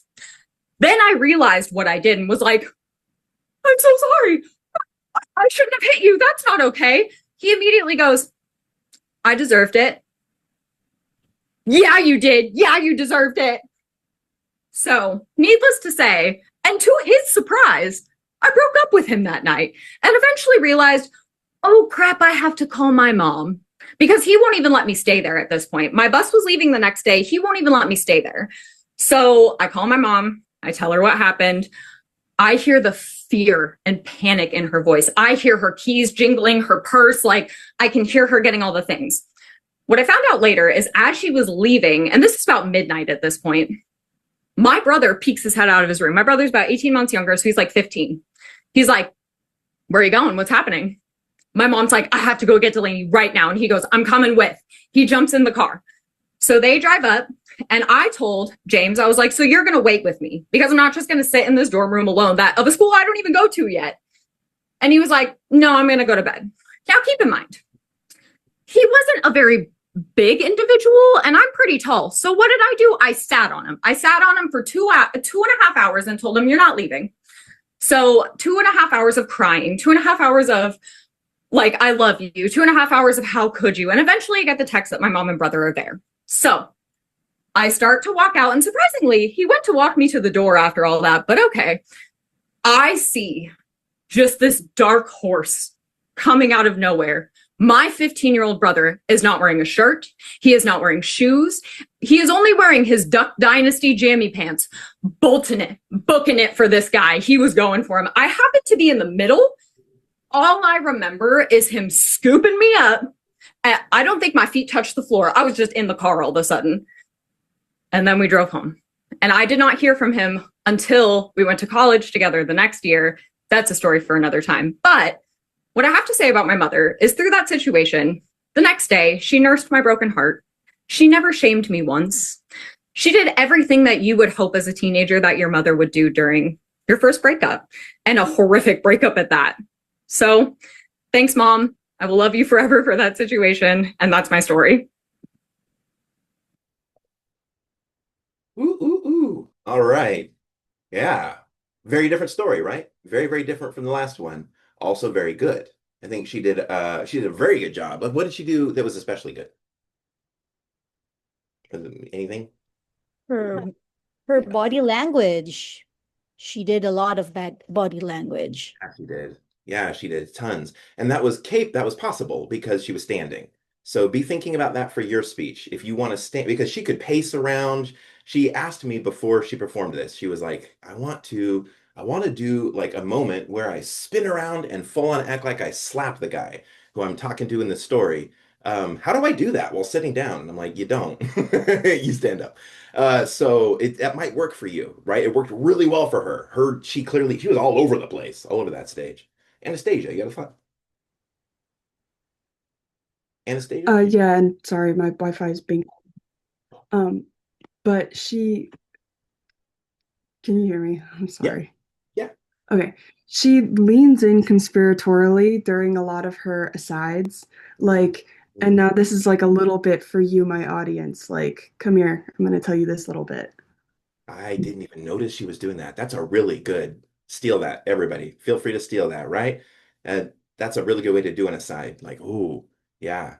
Yeah, I think, and she also had her vocalics. Like her voice had so much vocal variety that like in grading that, I didn't mark did she do it 3 times. I just went, oh yeah, it's here. Good. Same with the kinesics. It's like, oh, you've moved 3 times before you've gotten done with your first minute. So good job. So if you tell your story at that level, if you can, you'll do well. And I think that's a good goal. Like try and make sure that you are engaging and dramatic in the same way that she was. As far as what she could have done better, anything you guys think of what could have been improved on that one? Lauren, you have a thought. Oh, Margaret. Oh, Yeah. sorry. Am I interrupting someone? Yeah, go for Go it. ahead, You go first, Margaret. and then I'll have Lauren. Okay, sorry. Thank you. I think I am not the biggest fan of saying like fast forward, especially I think she said it like I think 2 to 3 times, but then only at the beginning, and then towards the end she had like such strong transitions on top of everything that I think she didn't ever need to say fast forward. She like was so charismatic, and like the way she spoke was so awesome. I would have rather heard her do something else really cool because clearly she's capable of that. Yeah, that's good. That's a really good feedback. I like that. I like that you point out because she's clearly capable. Like, make sure that you're performing at your peak, because the audience, if they can tell that you're slacking off, it's not fun. So, and that happens. That happens in this class. You'll probably notice it, especially near the end when if somebody's done really, really well, sometimes their last speech, I'll be like, oh no. But that's also that's a good thing to learn. So, but make sure you're giving your all. Lauren, what your thought? In regards to her body language, she had a lot of body language. I would say almost to the point of too much. It was almost like miming the entire thing that she did. So I think it took away a little bit had she had less those moments like punching this guy or whatever would have been more impactful because they would have been something that were a little bit more intentional than kind of going through the entire thing with body language. Yeah, that's so true. it's almost like her body language became monotonous, like it became monotone because there's so much of it. That's where those peaks and valleys are important in your voice and in what you're doing. Pauses are important. Like she didn't really use pauses. She just went one speed. So make sure you use all of it, right? These are good things to know. Yeah. What else did she do that she could have done better? Anything else I could think of? Anybody else think of anything? I think she did pretty good. The only thing, yeah, you have somebody? I heard a voice. Yeah, I Ian. have. Yes, I don't know, but I feel like if she changed a little bit her voice, like it's slower a little bit, and some part like pauses a little bit, so I think it must be better. I feel like she speak too fast. Like it's very sometimes it's very hard to get her point. Right. So that's something to think about for everybody. I speak super fast too. This is something that when I perform, I always have to be like pay attention to. If you are a fast talker, if you're somebody who you're worried about that, for one, make sure to practice and make sure to practice out loud. Sometimes students practice just in their own heads. That doesn't work. That doesn't work at all. You need to practice out loud. In front of a mirror is best with a person, but practice out loud and time yourself if you're a fast talker. And then if you find that you're just speeding through it, you need to intentionally slow down. And that is part where marking your manuscript can help. Because if you go super fast, at least give yourself some pauses, intentional pauses where you stop and then keep going. That's important. It's if you are a fast talker like me. And if you are like me, you might not be able to slow down a ton. Like I have ADHD, and I know that's a big part of why I talk so fast. So you have to learn tricks, and this is part of the class is learning it. But that's really good feedback. If she was too fast for Leon, she probably, who else? You don't want to have people miss your words because you spoke too fast. Good. Good. All right. So there's other examples that I have ready to go, but I don't think we're going to watch them just because we're running out of time. And the thing that I want you to do with the last of your time is to put you back into small groups and to give you a chance to talk to each other about what story you might use. So this part isn't throwaway. This is important. So in your small groups, I want you to take turns like telling each other, this is the story I think I'm going to share. And give each other feedback on that. This is your chance to have a few people to do audience analysis with. So take this small group as a sampling of the class, talk to them about your idea, get some ideas, and then help each other, right? If somebody, once you've shared what everybody in the group is going to talk about, if you have any part of your speech where you're like, okay, I want to talk about the time that my mom chopped the head off a snake, but I'm not sure if it's too dark. I'm not sure if I talk, share what you want help with, and then help each other. There's no reason that we can't have everybody in this class do excellently on this, and I can give everybody A's. That's what I want. So help each other out, and then from this we're done. So I'll be here if you have any questions, but oops, wrong button. Come on back here if you have any questions. Otherwise, you can leave the class from here. When you feel confident, I want you to make sure that you do feel confident and that you know what you're going to talk about. And also, if you don't have your story settled, but you want to talk to me after now, even though I'll be on the road, I'll be checking email, but also we could set up a Zoom call if you ever want to, if you need more help with anything like that. All right, here are your final groups. Have fun. And if I don't see you after tonight, I'll see you next week. So let me know in between now and then if I can help you.